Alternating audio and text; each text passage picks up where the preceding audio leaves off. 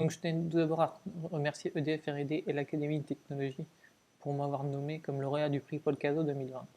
Donc c'est dans ce cadre que je présentais mes travaux de thèse sur les méthodes hybrides d'André Levé pour la mécanique des solides non linéaires. Donc c'était une thèse cifre entre EDF R&D et le CERMIC de l'école des Ponts. Donc pour rappeler rapidement le contexte industriel de cette thèse, donc EDF souhaite actuellement prolonger la durée de vie de ses centrales nucléaires et un des moyens de justifier une telle prolongation, c'est par la simulation numérique. Et donc de telles simulations doivent être à la fois précises et robustes. Donc en ce qui concerne la mécanique des solides, donc le cadre de cette thèse, on utilise en particulier code Aster, qui est un code d'éléments finis développé en interne par EDF pour ses propres besoins. Donc pour de telles simulations, on rencontre en général trois grandes non-linéarités. Une première non-linéarité qu'on appelle de géométrique, qui est due à savoir si le matériau se déforme peu ou beaucoup. Une deuxième non-linéarité au niveau de la loi de comportement. On ne va pas modéliser de la même façon un acier et un béton. Et une troisième non-linéarité, la plus commune, qui est non-linéarité de contact frottement à l'interface entre deux solides.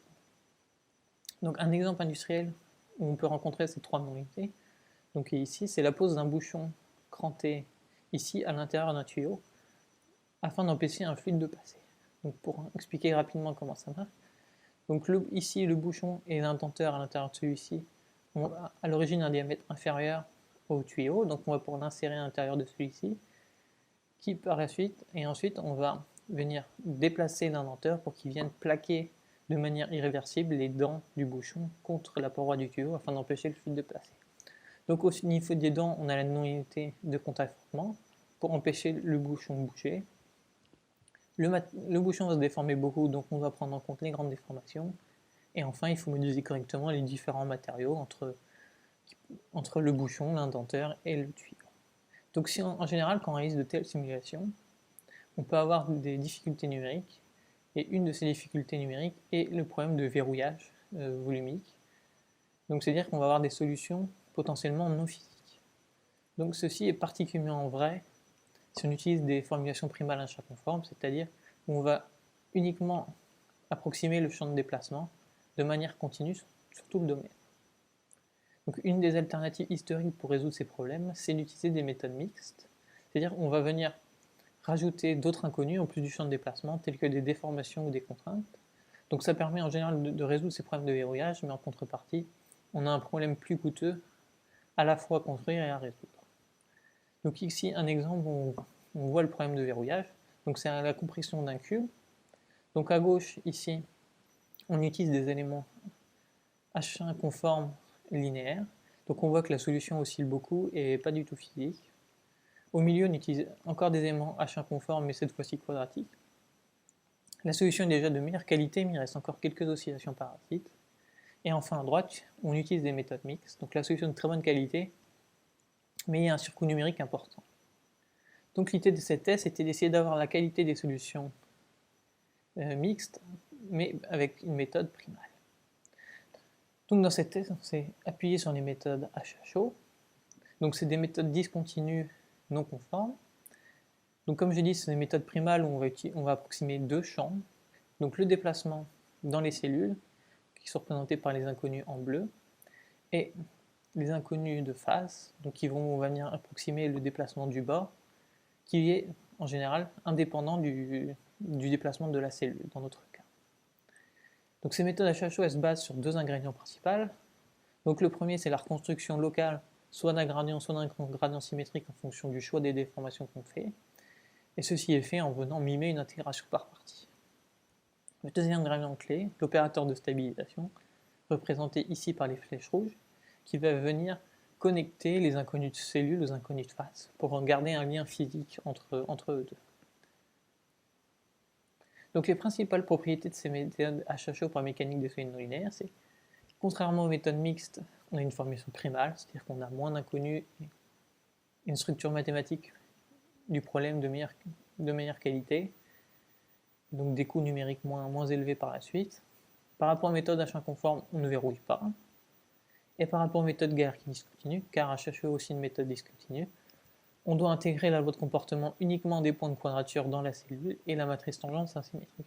Alors c'est des choses très classiques pour les méthodes mixtes et les méthodes H1 conformes, mais qui ne sont pas vraies pour les méthodes de Galerkin-Minkowski. Donc ce qui va faciliter l'implémentation de ces méthodes dans des codes éléments finis déjà existants. Donc en particulier, ici j'ai implémenté ces méthodes dans 2 codes existants, donc dans le code Aster qui est le code industriel d'EDF, et dans le code de recherche de l'école des ponts 10++. Donc ces 2 codes open source et tous les développements sont disponibles en ligne. Donc au niveau du problème que l'on doit résoudre pour la mécanique des solides non linéaires, donc ça va être un problème temporel parce qu'on doit prendre en compte les côtés irréversibles des déformations plastiques. Donc c'est-à-dire que pour tout pas de temps petit n, on va chercher un champ de déplacement dans les cellules et un champ de déplacement sur les faces. Les deux sont des polynômes d'ordre k, supérieur ou égal à 1. Et donc le problème à résoudre va être composé de ce premier terme qui représente les forces internes, c'est-à-dire les contraintes internes, où P est le tenseur des contraintes qui va être calculé en tous les points de quadrature grâce à la loi de comportement qu'on choisit. Donc ici on a un vaste choix de comportements possibles, et ce comportement va dépendre des variables d'histoire, donc le changement va dépendre de cette histoire, et du gradient construit que j'ai présenté précédemment, donc qui est noté GKT. À ça, on vient ajouter le terme de stabilisation, qui va venir permettre de connecter les inconnus de face aux inconnus de cellules. Éventuellement, en plus, un terme pour les forces de contact, si on souhaite modéliser cette non-linéarité. Donc, et ces 3 termes doivent être égaux aux forces externes que l'on vient appliquer, donc par exemple un chargement de pesanteur ou une pression sur un bord. Donc on va passer maintenant à quelques illustrations numériques de ces méthodes à chaud. Donc le premier, c'est une sphère creuse auquel on va soumettre une pression interne. Donc ici on a de la plasticité parfaite en grande déformation. Et donc on va venir augmenter la pression interne jusqu'à ce que la sphère soit entièrement plastifiée. Donc l'avantage de ce cas-test, c'est qu'on dispose d'une solution analytique. Donc ici en noir, sous les points rouges. Donc en bleu, je tracé la trace du tenseur des contraintes pour les méthodes H1 conformes linéaires. Donc on voit que la solution oscille énormément et très mauvaise qualité. Alors pour les méthodes H à chaud, on suit quasi parfaitement la solution analytique. Donc ça confirme que les méthodes H à chaud ne verrouillent pas et donnent des solutions de très bonne qualité. Donc le deuxième exemple, c'est un exemple industriel, donc c'est une pompe. Ici un corps de pompe avec différents tuyaux qui viennent s'insérer dedans et qui va se déformer sous l'action d'un fluide qui passe à l'intérieur. Donc ici on regarde les déformations plastiques, donc c'est les déformations irréversibles suite au passage du fluide dans le tuyau, et donc on voit que ces déformations sont essentiellement concentrées à la jonction entre le tuyau et le corps de la pompe. Et à droite, on regarde les contraintes de von Mises au point de gauche, et on voit à nouveau que ces contraintes n'oscillent pas. Donc ça, c'est un des critères justifiant que la solution est de très bonne qualité. Donc ici, on regarde à nouveau le problème du bouchon cranté que j'ai présenté au début, où on discrétise ici avec la méthode HHO et une méthode de Nietzsche pour le problème de contact. Et si on regarde les pressions de contact au niveau des dents, donc ici, on remarque qu'on a bien la symétrie des pressions de contact le long des dents. La solution n'oscille pas et elle est de bonne qualité. Et enfin, le dernier exemple, c'est le problème d'homogénéisation. Donc si on prend une structure à l'échelle globale, elle est en général de l'échelle du mètre, mais sa structure interne, si on regarde les structures en acier, sa microstructure est composée de grains de plus ou moins grande taille en fonction du processus de fabrication qui, elle, est de l'échelle du micromètre.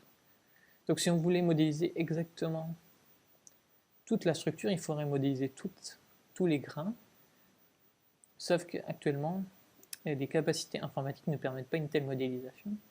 Donc on doit, à partir d'un échantillon élémentaire, calculer une homogénéisation de ces voies du comportement pour pouvoir l'appliquer de manière globale à toute la structure sans devoir représenter toute cette microstructure. Donc c'est des lois polycristallines qui sont assez complexes qui vont devenir dépendre de l'orientation de la microstructure.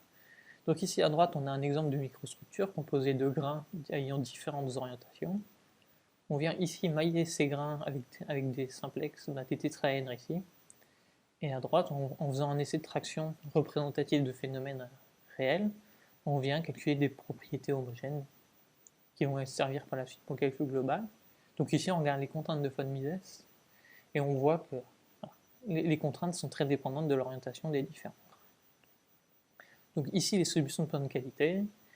Et la prochaine étape qu'on souhaite mettre en œuvre, c'est d'utiliser à l'étape du maillage, à la place de mailler en simplex qui peut être difficile en fonction de la forme des grains, utiliser les capacités polyédriques des méthodes HHO pour mailler directement les polyèdres. Donc pour conclure, les méthodes HHO que j'ai développées dans ma thèse permettent de résoudre des problèmes de plasticité en petites et grandes déformations, des problèmes d'hyperélasticité et de contact frottement. Donc ces déformations primales qui sont sans verrouillage volumique, elles ont un coût équivalent aux méthodes mixtes mais avec une meilleure structure du problème. On a passé de nombreux cas tests numériques avec succès, aussi bien des cas tests académiques que des cas tests industriels. Donc je vous en ai présenté quelques-uns ici. Et tout cela a été implémenté dans 2 codes de calcul, donc le code Asterc, code industriel par EDF et 10++. Donc merci pour votre attention et je voulais terminer par remercier le jury de m'avoir renommé et mes différents encadrants de cette thèse.